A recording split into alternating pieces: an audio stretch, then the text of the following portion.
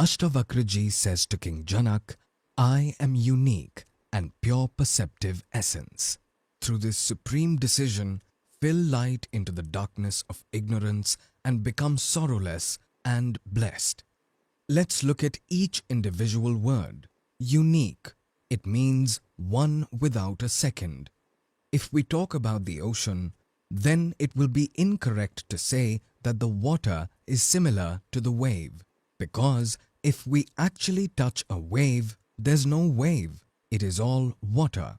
We are seeing water, touching water, feeling the water, but we have named its form wave. Wave is just an appearance of water. Unique means one without a second. I am unique. We need to understand the I here intricately, because he isn't saying that the truth is unique. God is unique. He is saying, I am unique. This is the beauty of Ashtavakra Gita. He is directly pointing towards I. It's been said, I am unique and pure perceptive essence. And is important here, because both are being combined here. I am unique and pure perceptive essence. I am unique, but I am absolutely pure too, untouched by anything. Meaning, in this entire creation, wherever someone is perceiving something, that is happening to me.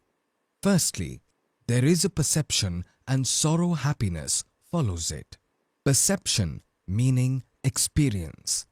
First, we see something. Then, it feels good or bad.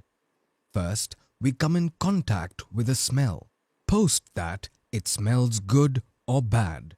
Everything happens afterwards. The first step for anything to start is to experience through any of the five senses.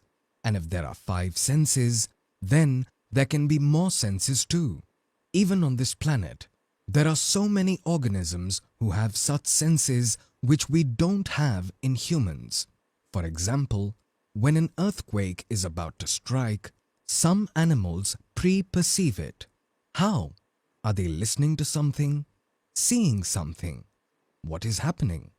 So whatever experience is happening through whichever instrument, that is happening to me. Such a big statement. Such a liberating statement. But what do I say? I am just here. Whereas you should say that only the instrument is here. For example, you have put a camera at a certain place.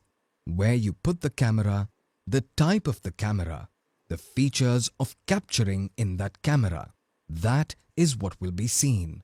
Nothing more than that, isn't it? You won't see UV rays or infrared rays all of a sudden. You'll see as per the range of the camera. Whatever is captured and recorded, you can see that recording too. So, whose limitation is this? Is it a camera's limitation or mine?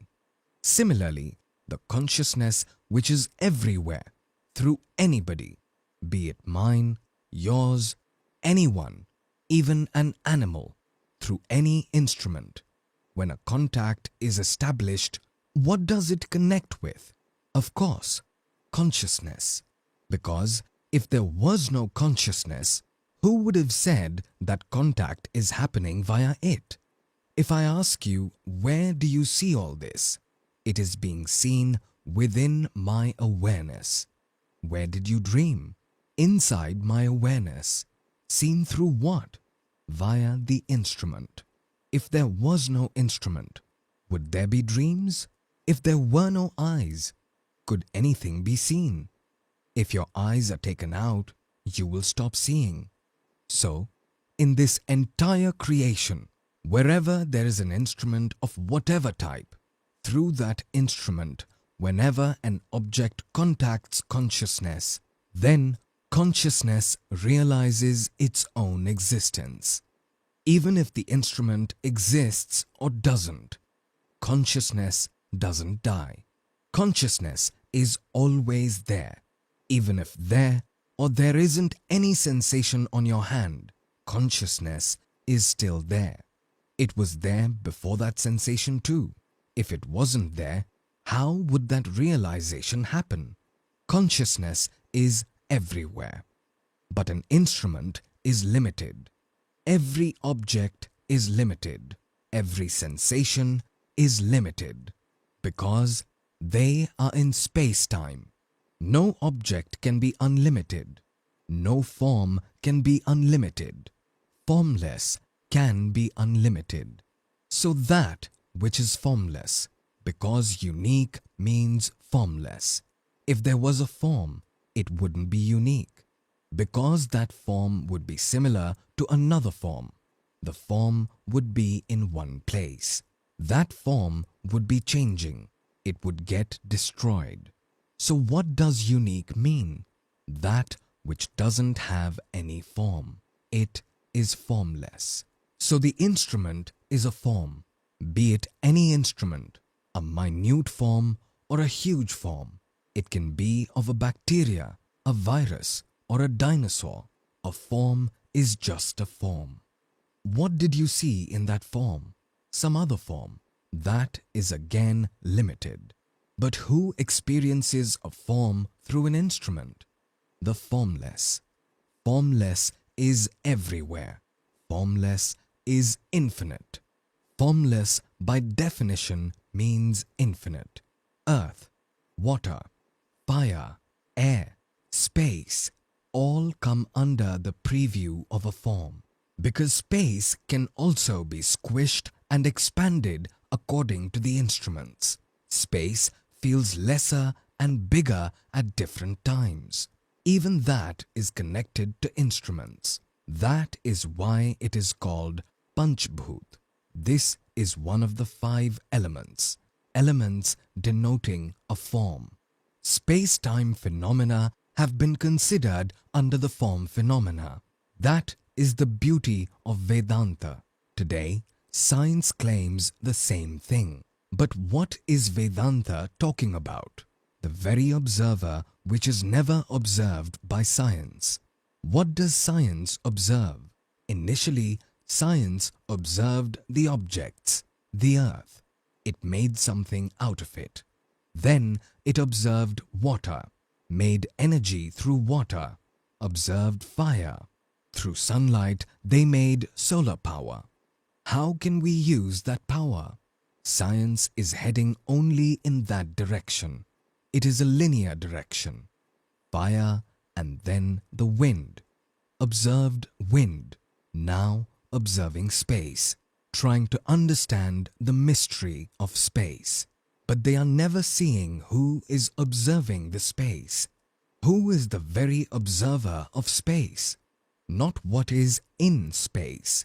Either there is something in space or the very space. We know that there is space between these two instruments, two bodies. We are observing an atom, looking at a subatomic particle, and know that there is space between them. But who is looking at the space? He who is looking at these 3 dots. They are calling it proton, neutron, electron. But essentially, they are just 3 dots. You observe those dots and you'll find 3 dots within them. You'll name them and you'll find space between them again. It is up to infinity. Go as small or go as big. As you go on zooming in, it is endless. You go on zooming out, it is endless too. You will never find any end to it. Every time you'll find some remaining space. You then observe that space and you'll see something new. So, who is it who is looking at those dots and also the space between those dots? It is he who is being discussed here, because in space there are innumerous things. Keep on making instruments and observing. There is no end. Vedanta says, see whatever you want, but what is the end result? Be it you who through this body is seeing that there is a space between these 2 instruments. These are 2 points, right? One is this body, and one is your body. There is space between these 2 points. Or, if you are observing through a very sophisticated instrument, that there is one atom over here and another one over there. There is space between them. What is the difference? Ultimately, you are just observing. Unique and pure perceptive essence. Unique means formless. This word must go deep within. Unique means infinite. You can't imagine infinite. You don't think about infinite. Unique means the source of everything, else it can't be unique. And perceptive essence, meaning consciousness, because the entire creation is meaningless without consciousness. Imagine that this entire creation is present without any conscious being. Then what does this creation even mean? Its existence and non-existence are the same in that case. There is no thought, no feeling, no experience, no one to see, no one to listen. Nothing exists. So in this case, whatever happens, it doesn't matter. Even if nothing happens, it doesn't matter. So because of what everything matters? Consciousness. That perceptive essence is you. You are not only unique, you are also conscious essence. You are not only formless or infinite, that which is formless, that which is infinite, that is perceptive essence too.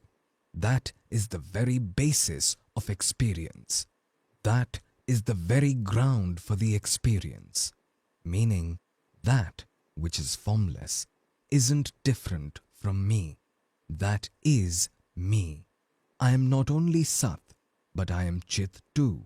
Chit means consciousness. Sat means existence. As they say, Sat, Chit, Anand. But technically, it is not Anand, because people then start imagining a state of happiness. If we study the scriptures, we'll find Anantam, meaning which is endless, infinite. So, Sat, Chit, Anantam, which means that I don't need to free myself of some form. I am already free from every form. I don't need to do anything. By my very nature, I am free from the form, any kind of form. What happens is an instrument is created within me. That instrument can be anywhere, can be anything. I experience something through that. That instrument is a form. What is visible inside that instrument is a form too. Who is experiencing? The formless one. As soon as I experience anything, I consider myself as a form, when in actual sense, I am formless. It is that simple. Something touches your hand.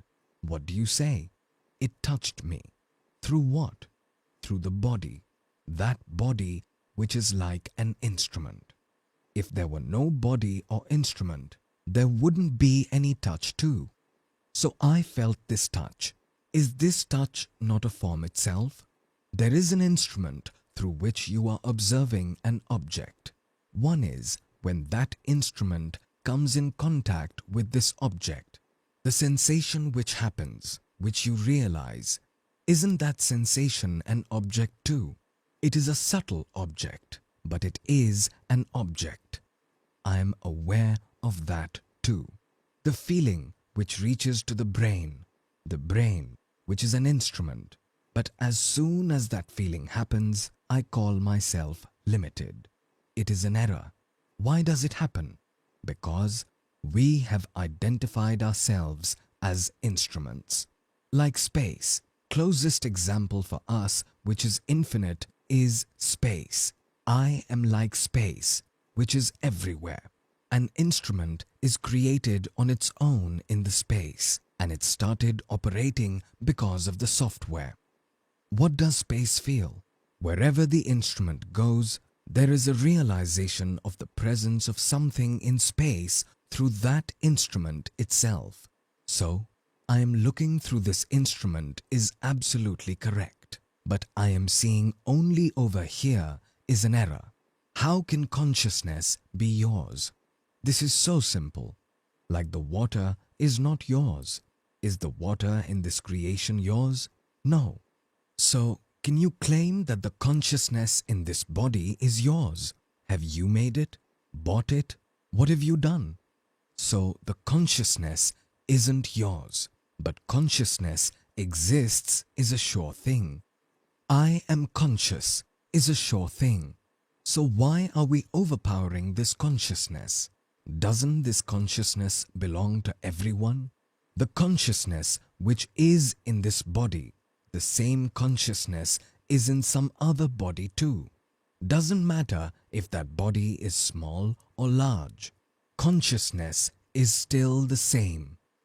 Ashtavakraji says, through this supreme decision, fill light into the darkness of ignorance and become sorrowless and blessed.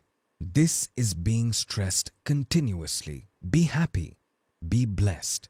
Fill light into the darkness of ignorance. The moment you leave your desire to experience something, then you are everywhere and you are nowhere. Words have limitations. What will you say? How can you define your deep sleep experience in words? You can only say, I was. Where? For how long? What is the space-time concept here? Space-time concept is based on the existence of something. It is based on the existence of a feeling. What is this feeling based on if not the instrument? Either you have a feeling in your dream or you have a feeling while awake. What is this feeling based on if not on an instrument? So am I an instrument or the one who perceives through the instrument? This is called wisdom, which is so simple, but repetition is required here because we are habituated with something else. So we are repeating the same thing over and over again through different ways because you don't know when it clicks for you. Through this supreme decision, fill light into the darkness of ignorance and become sorrowless and blessed. Why this sorrow? The change of instrument, the death of instrument, the appearance and disappearance of all other instruments connected to this instrument.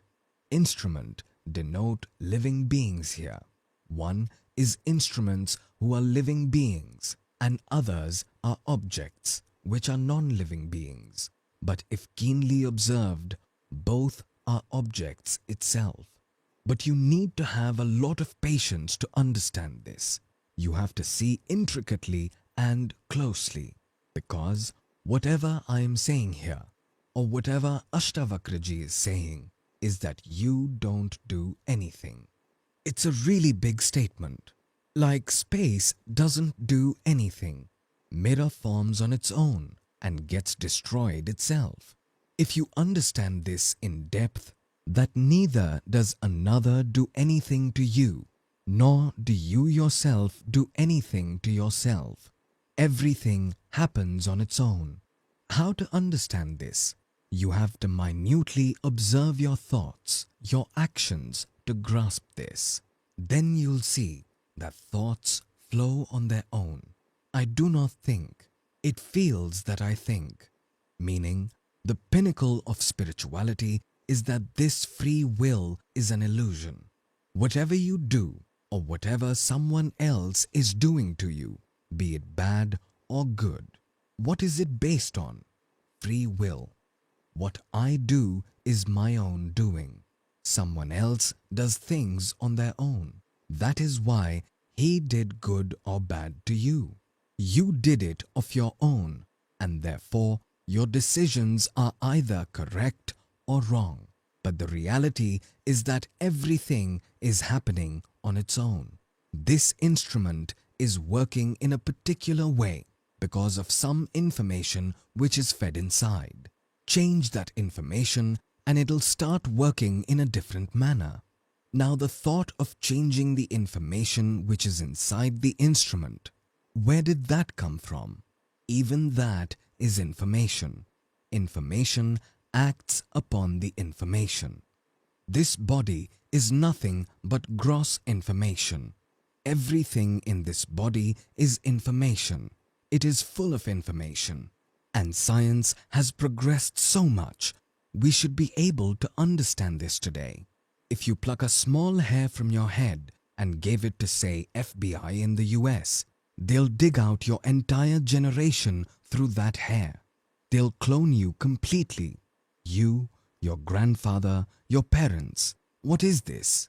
It means that what we call matter is information. That information which acts on information. But the point which is to be deeply noted over here is everything is at the level of form. Information is always about the form. There can't be information about the formless. Information is form. Be it an object or an image of an object, both are forms, but you are the formless. Become sorrowless and blessed, which means be completely free. Whatever is happening here is happening on its own. If a huge action is to happen through this instrument of yours, it will happen. Don't think of it as something you will do. There is something inside. Some desire is suppressed within. As soon as there is a contact through your senses with something which matches that desire, you'll be inspired. This is what inspiration is. Bigger the desire, bigger the action. This body will be acting and we will feel that we are doing it. But in reality, you don't do anything. You are just there, always there. Through this supreme decision, fill light into the darkness of ignorance and become sorrowless and blessed.